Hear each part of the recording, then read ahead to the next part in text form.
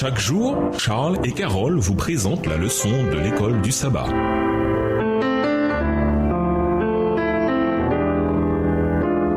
Bienvenue dans votre émission. Dieu nous parle. Voilà la leçon de dimanche. Caïn et Abel. Lisons Genèse 4, les versets 1 et 2. Qu'apprenons-nous de ces passages sur la naissance des deux garçons? Genèse 4 et versets 1 et 2. Adam connut Ève, sa femme. Elle conçut et enfanta Caïn, et elle dit, j'ai formé un homme avec l'aide de l'Éternel. Elle enfanta encore son frère Abel. Abel fut berger et Caïn fut laboureur. Le premier événement rapporté par l'auteur biblique juste après l'expulsion d'Adam du jardin d'Éden est une naissance. Dans l'expression en hébreu dans Genèse 4 verset 1, les mots le Seigneur Yahvé sont directement liés au mot un homme, comme l'indique la traduction littérale suivante, j'ai acquis un homme, en effet, le Seigneur lui-même. Cette traduction littérale indique qu'Ève se souvient de la prophétie messianique de Genèse 3 verset 15 et qu'elle croit qu'elle a donné naissance à son sauveur, le Seigneur. La venue du sauveur avait été annoncée en Éden. Quand Adam et Ève eurent entendu la promesse, ils s'attendirent à un prompt accomplissement. Leur premier-né fut reçu avec joie dans l'espoir qu'il serait le libérateur. Texte tiré du livre Jésus-Christ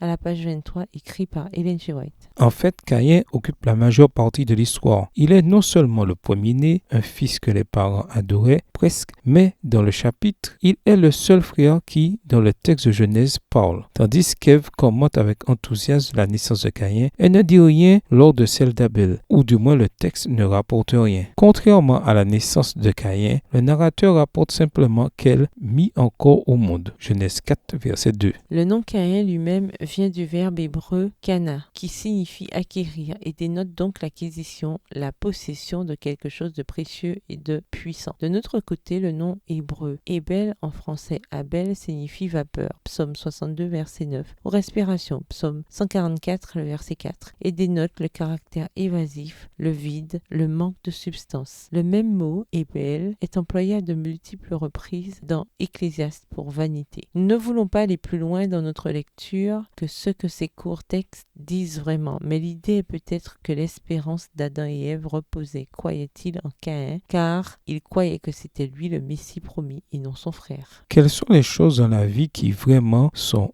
belles, mais que nous traitons comme si elles étaient beaucoup plus importantes qu'elles ne le sont? Pourquoi est-il déterminant de faire la différence entre ce qui est important et ce qui ne l'est pas? Au revoir. Et à demain si Dieu veut. Dieu nous parle.